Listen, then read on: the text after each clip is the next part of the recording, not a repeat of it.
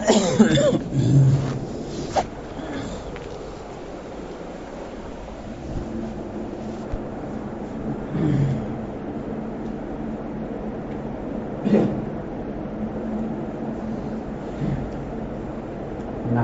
ونصلي على رسوله الكريم أما بعد فأعوذ بالله من الشيطان الرجيم بسم الله الرحمن الرحيم يا أيها الذين آمنوا كتب عليكم الصيام كما كتب على الذين من قبلكم لعلكم تتقون صدق الله العظيم. سامعین محترم اور معزز ساتھیوں، رمضان کا مہینہ آنے والا ہے اور رمضان کے مہینے میں جو سب سے اہم کام ہوتا ہے وہ روزہ رکھنا ہوتا ہے. اسی روزے کے بارے میں بات چل رہی تھی کہ اللہ تعالیٰ نے چونکہ روزہ ایک بہت پرمشقت کام ہے، بہت بھاری کام ہے اور 1 مہینے تک رکھنا ہے، تو اسی لیے اللہ تعالیٰ نے روزے کے بارے میں ذہن سازی کی کہ تاکہ روزہ رکھنا لوگوں کے لیے آسان ہو جائے. روزے سے کیا فائدہ ملنے والا ہے اس فائدے کو اللہ نے بتلایا تاکہ روزہ رکھنا آسان ہو جائے، اور یہ کہا کہ یہ روزہ صرف تمہارے اوپر فرض نہیں کیا جا رہا ہے بلکہ اس سے پہلے جتنی بھی امتیں آئی ہیں ان تمام میں روزہ رکھنے کا ثبوت ملتا ہے. چنانچہ عاشورہ کا جو روزہ رکھتے ہیں 10 محرم کے دن، وہ حضرت موسیٰ علیہ السلام سے چلتا ہوا آ رہا ہے. حضرت مریم رضی اللہ عنہا کے روزے کے بارے میں بھی قرآن میں آیت موجود ہے. حضرت نوح علیہ السلام کے بارے میں بھی ابن ماجہ کی ایک حدیث میں موجود ہے کہ وہ ہمیشہ روزہ رکھا کرتے تھے. اور حضرت داؤد علیہ السلام کے بارے میں تو بہت ہی مشہور ہے کہ وہ 1 دن روزہ رکھتے تھے اور 1 دن روزہ نہیں رکھتے تھے. اس طریقے سے انہوں نے اپنی پوری زندگی گزار دی. 1 دن روزہ رکھتے تھے اور 1 دن روزہ نہیں رکھتے تھے، اور یہ روزہ اللہ کو بہت پسند ہے. صحیح حدیث کے اندر یہ بات موجود ہے. تو پتہ یہ چلا کہ روزے کا ثبوت ہر امت میں کسی نہ کسی درجے میں رہا ہے. یہ الگ بات ہے کہ اتنی فضیلت کے ساتھ اور اتنی اہمیت کے ساتھ یہ روزہ صرف اس امت کو ملا ہے، باقی کسی اور امت کو نہیں ملا ہے. لیکن اتنا تو معلوم ہو گیا کہ روزہ جب تمام امتوں پر فرض رہا ہے تو ہمارے اوپر بھی فرض ہو گیا. تو اس میں مطلب آدمی یہ نہ سمجھے کہ اس مشقت میں صرف میں ہی شامل ہوں، سبھی شامل ہیں. اور جب جس مشقت میں سب لوگ شامل ہوتے ہیں وہ کام کرنا پھر آسان ہو جاتا ہے. تو اللہ نے کہا کہ اے ایمان والو، تمہارے اوپر روزے کو فرض کیا گیا جیسا کہ تم سے پہلی امتوں پر روزوں کو فرض کیا گیا تھا، لعلکم تتقون، تاکہ تم متقی بن جاؤ، تاکہ تم پرہیزگار بن جاؤ. اب آگے یہ سمجھنا ہے کہ روزہ سے کیا فرمایا اللہ تعالیٰ نے کہ تقوی حاصل ہو جائے. تو روزے سے تقوی آخر کیسے حاصل ہوتا ہے؟ روزے میں تو ہم یہی کرتے ہیں کہ پورے دن بھوکا آدمی رہتا ہے، پیاسا رہتا ہے، خواہشات سے دور رہتا ہے. اس میں تقوی کیسے حاصل ہوگا وہ چیز اصل سمجھنا ہے کہ دیکھو انسان کے اندر، ہر انسان کے اندر اللہ نے 2 صفتیں رکھی ہیں، ایک حیوانی صفت، ایک ملکوتی صفت یعنی روحانی صفت. انسان کی کامیابی کا دار و مدار اس بات کے اوپر ہے کہ انسان کے اندر جو روحانی صفت ہے وہ غالب ہو جائے اور جو حیوانی صفت ہے وہ مغلوب ہو جائے، تب انسان کامیاب ہوگا. دیکھو انسان میں حیوانی صفت ہے جبھی تو انسان کھاتا ہے یا انسان پیتا ہے یا اپنی خواہشات کو پوری کرتا ہے، یہ حیوانی صفت کا تقاضا تھا. اور انسان میں روحانی صفت بھی ہے جبھی تو انسان عبادت کرتا ہے. یا وہ کام کرتا ہے جس کا دنیا میں اس کو کوئی نفع بظاہر نظر نہیں آتا ہے اور اس کا نفع اس کو آخرت میں ملنے والا ہے، تو پتہ دیکھو فرشتے جو ہوتے ہیں اس میں صرف روحانی صفت ہوتی ہے، اس لیے وہ نہ کھاتے ہیں نہ پیتے ہیں نہ اپنی خواہشات کو پوری کرتے ہیں، اور جو جانور ہوتے ہیں ان میں صرف حیوانی صفت ہوتی ہے، روحانی صفت نہیں ہوتی ہے، اس لیے جانور کو عبادت کرتے ہوئے آپ نہیں دیکھو گے، لیکن انسان کے اندر حیوانی صفت بھی ہے اور روحانی صفت بھی ہے، انسان میں شر بھی ہے اور انسان میں خیر بھی ہے، ان دونوں صفتوں کا مجموعہ انسان ہے، لیکن انسان کی کامیابی کا دار و مدار اس بات کے اوپر ہے کہ آپ میں خیر والی جو صفت ہے وہ اوپر ہو جائے اور شر والی جو صفت ہے وہ اس کے تابع ہو جائے،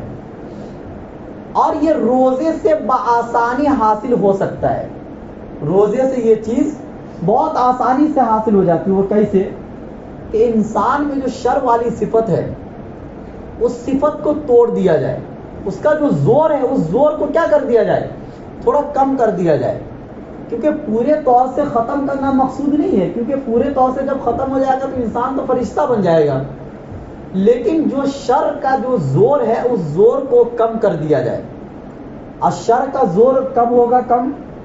کیونکہ یہ جو شرور جو انسانوں کے اندر پیدا ہوتا ہے، جو برائیاں انسانوں کے اندر پیدا ہوتی ہے، یہ تین چیزوں سے پیدا ہوتی ہے، کھانے سے، پینے سے اور شہوتوں کو پورا کرنے سے۔ جب انسان کا پیٹ بھرا ہوا رہتا ہے نا تو انسان کو گناہوں کے بارے میں سوچنے میں آسانی ہوتی ہے، اور جب پیٹ میں کوئی لقمہ نہیں ہوگا تو گناہ کس کو کہتے ہیں یہ آدمی سوچے گا بھی نہیں۔ جب انسان کو پیاس کی شدت محسوس ہوگی اور ایسے وقت میں کوئی گناہ کی اس کو دعوت دے تو انسان یہ کہے گا کہ پہلے ایک گھونٹ پانی پلا دو اور اس کے بعد پھر گناہ کی دعوت دینا، یہی کہے گا نا انسان۔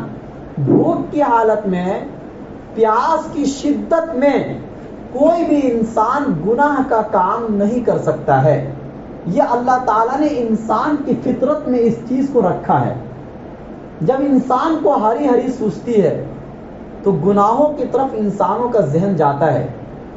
جب آپ کے گھروں کے اندر ایک مہینے کا اناج بھرا ہوا ہوگا تو پھر آپ گناہوں کی طرف سوچو گے، لیکن اگر آج کھا لیے کل کے کھانے کا آپ کے گھر کے اندر کوئی سامان موجود نہیں ہے تو پہلے کھانے کا انتظام کرو گے اور اس کے بعد گناہ کا انتظام کرو گے، یہی ہوتا نا انسان کے اندر۔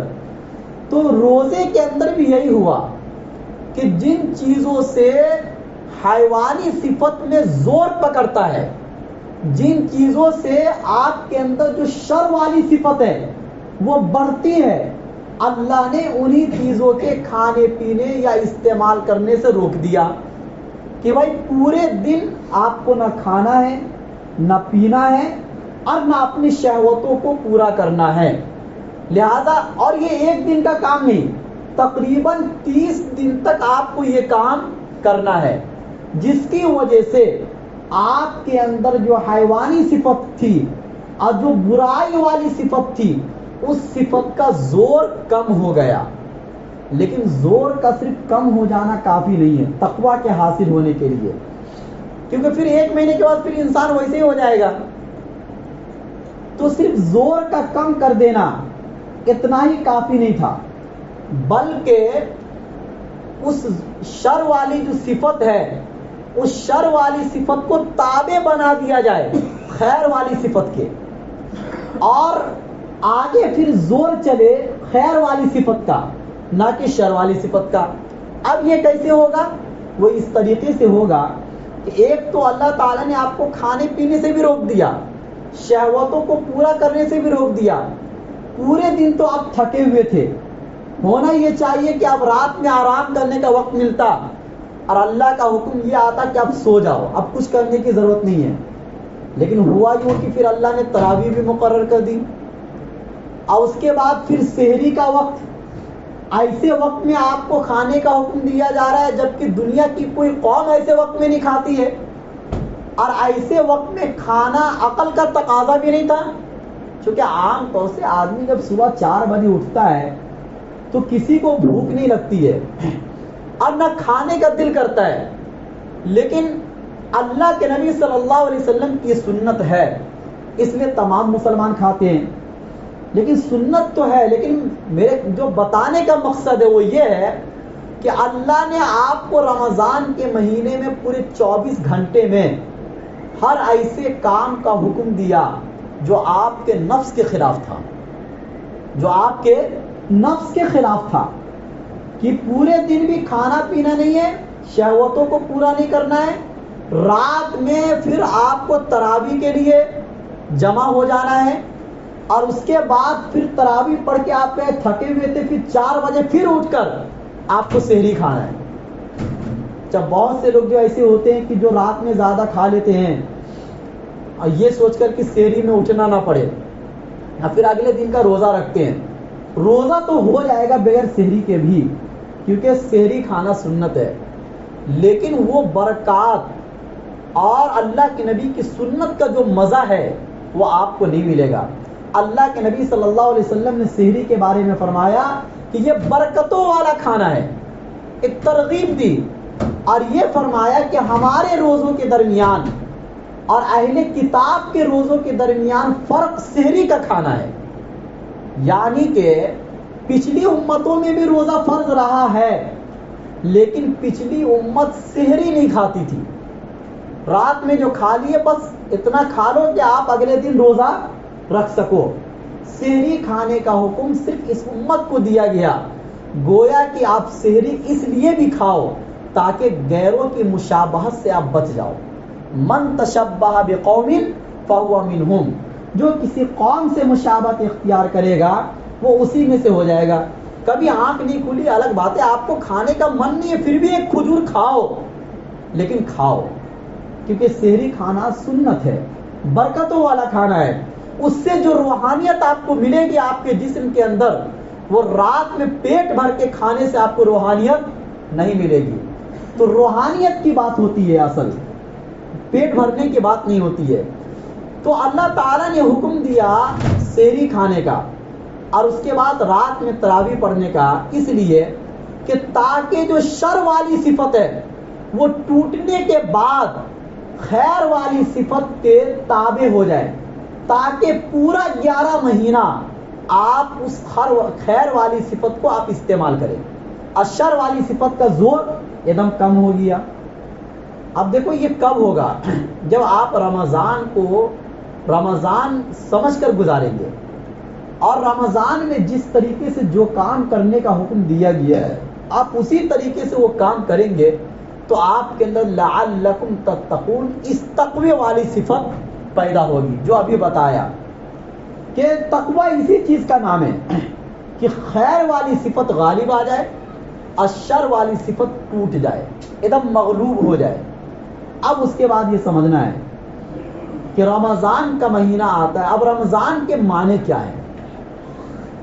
رمضان کا ایک معنی تو یہ آتا ہے کہ وہ بارش جو موسم خزاں سے پہلے آتی ہے تاکہ زمین کو صاف اور شفاف کر دے، زمین کو ایک دم دھو دے۔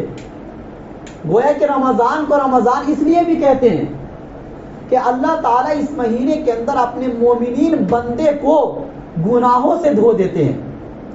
آیات رمضان رمز سے نکلا ہے، اور جس کے معنی یہ ہوتے ہیں دھوپ کی شدت کی وجہ سے پتھر کا گرم ہو جانا، اور رمضان کے مہینے میں بھی بھوک اور پیاس کی شدت انسان کو بہت زیادہ ہوتی ہے، اس لیے رمضان کو رمضان کہا جاتا ہے۔ یا رمز کے ایک معنی ہوتے جلا دینے کے، اور اس کا مطلب یہ ہوا کہ انسان اس مہینے کے اندر اللہ کو راضی کر کے اپنے گناہوں کو جلا دیتا ہے، تبھی تو بہت سے لوگوں کی مغفرت ہو جاتی ہے رمضان کے مہینے میں، یعنی گناہوں کو انسان جلا دیتا ہے۔ آیات رمضان کو رمضان اس لیے بھی کہتے ہیں کہ جب مہینوں کو رکھنے کا وقت آیا تھا نبی کے زمانے میں، تو یہ مہینہ چونکہ گرمی میں آیا تھا تو اس لیے اس مہینے کا نام رکھ دیا گیا رمضان۔ یہ ساری تفصیل موجود ہے امام راضی رحمۃ اللہ علیہ کی تفسیر کبیر کے اندر. اس کے بعد یہ سمجھنا ہے کہ آخر روزے کا جو حکم ہے وہ رمضان میں ہی کیوں ملا؟ شوال کے مہینے میں مل سکتا تھا، ذی الحجہ کے مہینے میں جس مہینے میں حج ہوتا ہے اس مہینے میں بھی پورے مہینے میں روزہ رکھنے کا حکم ہو سکتا تھا، یا محرم کا مہینہ اسلامی مہینوں میں سب سے پہلا مہینہ ہے اس میں بھی روزہ رکھنے کا حکم مل سکتا تھا، یا ربیع الاول کا مہینہ ہے، شعبان کا مہینہ ہے، رجب کا مہینہ ہے. ایسے بہت سے مہینے آتے ہیں کہ جس کے اندر پورے مہینے کا روزہ رکھنے کا حکم آپ کو ملتا، لیکن صرف رمضان میں ہی روزہ رکھنے کا حکم کیوں ملا؟ آخر اس کی کیا وجہ ہے؟ اس کی وجہ دو وجہ ہے. پہلی وجہ، دونوں وجہ قرآن میں موجود ہے. ایک جگہ اللہ نے فرمایا شہر رمضان الذی انزل فیہ القرآن، کہ رمضان کا مہینہ وہ مہینہ ہے کہ جس میں قرآن نازل ہوا ہے. اب سوال یہ ہوتا ہے، دیکھو قرآن کسی اور مہینے میں بھی نازل ہو سکتا تھا، لیکن جس مہینے میں بھی نازل ہوتا تو پھر یہی سوال ہوتا کہ اس مہینے میں کیوں نہیں ہوا. تو یہ اللہ جس مہینے کو فضیلت دینا چاہے اس کو دے سکتے، اللہ سے کوئی سوال نہیں کر سکتا ہے. تو رمضان کا مہینہ ایسا مہینہ ہے کہ جس میں اللہ کا کلام لوح محفوظ سے آسمان دنیا کی طرف ایک ساتھ اترا ہے. لہذا اتنی بڑی فضیلت رمضان کو مل گئی کہ اللہ کا پورا کلام اس مہینے میں اترا، باقی کسی اور مہینے میں نہیں اترا.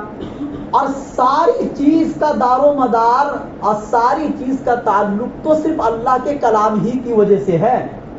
اللہ کے نبی صلی اللہ علیہ وسلم افضل الانبیاء، امام الانبیاء، اس وجہ سے کہ اللہ کے نبی کے اوپر قرآن مجید اترا ہے. اور حضرت جبرائیل علیہ السلام سید الملائکہ، تمام فرشتوں کے سردار، اس وجہ سے کہ وہ قرآن لے کر آتے تھے. یہ امت تمام امتوں کی سردار، اللہ نے اس امت کو بہترین امت قرار دیا اس لیے کہ اس امت کو یہ قرآن ملا، یہ کلام ملا. مکہ کی وادی اور مکہ کی بستی تمام بستیوں میں سب سے افضل اس لیے کہ مکہ میں قرآن اترا ہے، مدینہ میں قرآن اترا ہے. اور اسی طریقے سے ان صحابہ کرام تمام صحابہ میں سب سے افضل، یعنی اور بھی نبیوں کے جو صحابہ تھے، اس لیے کہ انہوں نے قرآن کریم کو اللہ کے نبی سے براہ راست سنا تھا. پتہ ہے، اور یہ دنیا بھی بنی اس وجہ سے کہ اللہ تعالیٰ کو اپنا کلام اس دنیا کے اندر اتارنا تھا اور اس کی تلاوت لوگوں سے کروانا تھا. پتہ چلا کہ ساری چیزوں کو جو فضیلت ملی ہے، جو خصوصیت ملی ہے، اور ساری چیزیں جو آج موجود ہیں وہ صرف اللہ کے کلام کی وجہ سے ہے. اگر اللہ کا کلام اس دنیا سے اٹھا لیا گیا تو یہ دنیا بھی نہیں رہے گی، جیسا کہ قیامت کے قریب ہوگا. تو اسی لیے ہمیں قرآن کریم کی فضیلت کو سمجھنا چاہیے. بہرحال بات اور خلاصے کے طور پر بات یہ نکلی کہ رمضان کے مہینے میں اللہ کا کلام اترا ہے. جب ہر چیز کو فضیلت قرآن کی وجہ سے مل رہی ہے تو رمضان کے مہینے کو قرآن کی وجہ سے فضیلت کیوں نہیں مل سکتی ہے؟ لہذا یہ فضیلتوں والا مہینہ ہو گیا.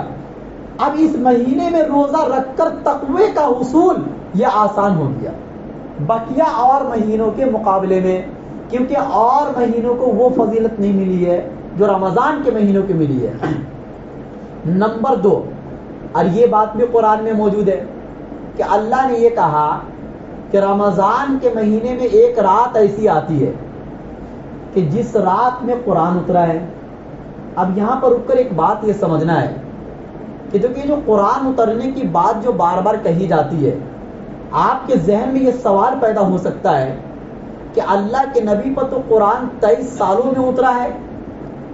23 سالوں میں اترا نا. اللہ کے نبی 40 سال کی عمر میں بنے، 63 سال کی عمر میں دنیا سے گئے. ان 23 سالوں میں جیسی جیسی ضرورت پڑی آہستہ آہستہ قرآن اترا ہے. ایسا نہیں ہوا ہے کہ اللہ کے نبی پر ڈائریکٹ ایک مرتبہ قرآن دے دیا گیا اور یہ کہا گیا کہ آپ اس قرآن کو حفظ کرو اور صحابہ کو سناؤ. ایسا نہیں ہوا ہے، بلکہ کسی دن کوئی آیت اتر گئی، کسی دن کوئی آیت اتر گئی, سب سے پہلے اقرا بسم ربک الذی خلق, یہ جو آیت ہے یہ سب سے پہلے اتری, اور یہ پوری سورہ ایک مرتبہ میں نہیں اتری, صرف 5 آیت سب سے پہلے اتری. دوسرے نمبر پر جو آیت اتری وہ یا ایھا المدثر, اب پوری سورت کو اللہ نے پھر چھوڑ دیا, یہ پوری سورت بعد میں اتری.